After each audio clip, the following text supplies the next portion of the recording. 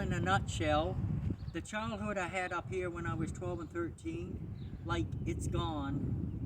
And there would be nobody I could turn to when I got abused. I got a broken foot. I got punched in the stomach by staff. I won't mention no names because that's privacy. But anyway, my dad, when I was admitted up here in 67, they said I would be in the institution indefinitely, which that could mean any length of time.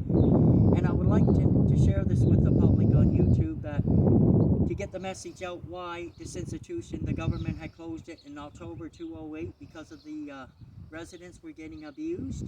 And for some reason my dad got wind of it after I got the abuse. If it wasn't the sexual abuse I got, when I got nailed, it was no love taps, I'll tell you that. It was like a great big thump where there'd be probably bruises or damage to my stomach, and I've had stomach trouble years after this incident's happened. And I forgive the staff because I'm a Christian, but that doesn't alter the fact of my injuries, what happened to me with a broken foot and everything. And my dad, when I first got admitted up here, he left me in a room and he broke down and cried because he was the only son he had. And when they were talking at 441 where my mom and dad and sister used to live, they said, well, how would you feel if it was your son being put up here to be abused?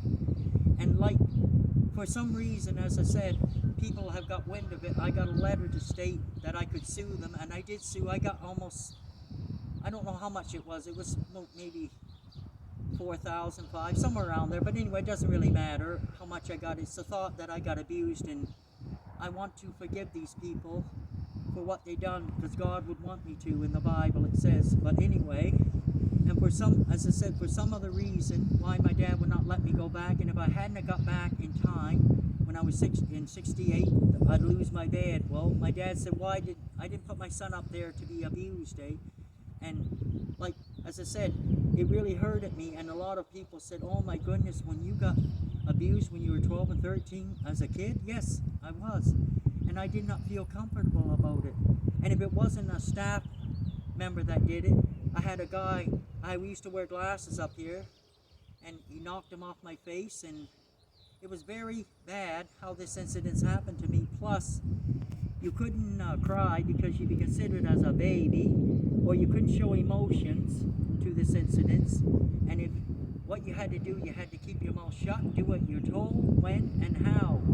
And regardless, whatever it was, I was one of the perfect clients. Stood in line, never bumped my head out or in. It was straight as a board, and I still got abused and picked on. And Mr. Walker, I knew, and Mrs.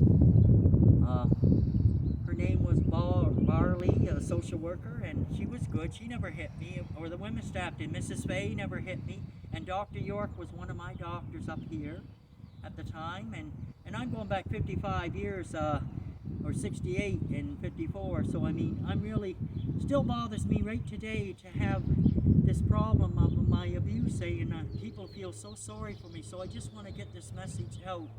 And for some reason, when my mother heard about it, and my sister, they were not too impressed or happy about it, because I was put up here to learn like trades and go to Sunday school, go to school. I used to write. I did good at writing and everything, but apparently what happened with the staff, they seemed to abuse me, and that's not right. I was not put up here for that. It was an institution, the last one built in Ontario for the mentally disabled, and I was one that would like to come up here, and I stayed up here for about 9 or 10 months. I got out Christmas, I got back, I got out Easter and got back about 3 times since in the 9 months that I was up here.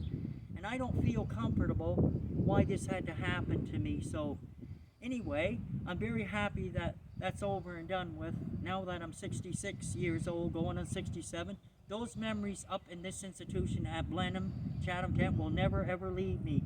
They'll stay with me forever and ever. Amen. Because I love people. I do forgive them. Like as I said, it wasn't my fault that they did that. You know, I couldn't control the staff, what they did. I did what I was told and everything, but that did make no difference.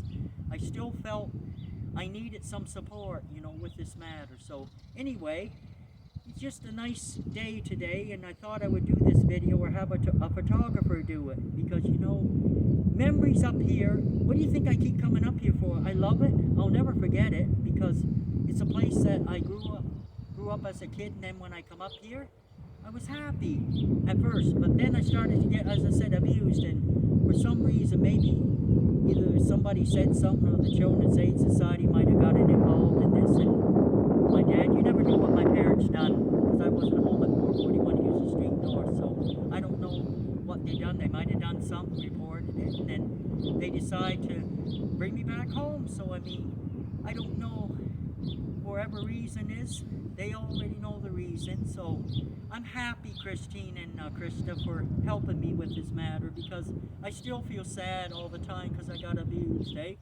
And finally they tore the building down, this institution, in 2013. I found out on Google. So now that it's gone, I still think about it. I don't know why they didn't leave it up, because like I said, the provincial government, they made a decision to close it. So I mean, I had no say in the matter at that rate. But anyway, I'm just trying to figure out how I can deal with it now that I'm going on 67 years old. I mean, I just don't feel right why this happened to me. I was such a nice kid. I did what, as I said, what I was told. I didn't bother nobody. The guys up there liked me. Steve Ralph liked me and everything. So I mean, I don't understand why they even picked on him. He's got a video on YouTube that's posted. So for any reason, this video I hope will get to the public how I got abused bad. I still think about it and want to think, what can I do to resolve it? I can't change the past, but I can look forward to the future. And this is why, Christine, I would like very much to get this video on YouTube as quick as possible, and let some people view it and see how many views I get of it, and whether they like it or they don't, which I'm pretty sure they will like it. And that's how they decided to bring me home. And I guess at first it was the biggest mistake, because my mom wanted me up there, but my dad did not want me up there because he said you're getting abused and he couldn't go for that. He was only a young man, my father, right? So for whatever reason, he brought me home, and after that I started to miss the institution, because I got along great with the women's staff. It was the men. Some of the men did not hit me. It was only the odd one that did it. So anyway, as this comes to a close, I just hope that everything will work on me the way I want it to, and get housed and everything. From being housed on the streets since 2013, I hope this comes to an end to get an apartment in Hamilton. And when I'm here, I'm up in Blenheim, Ontario, and I just love it up here. It's so great, and I hope you will like the video too, the staff that works at Christian Horizon. So for now, as I bring this to an end, I want you all to have a good day and a safe trip back home to Hamilton. Amen.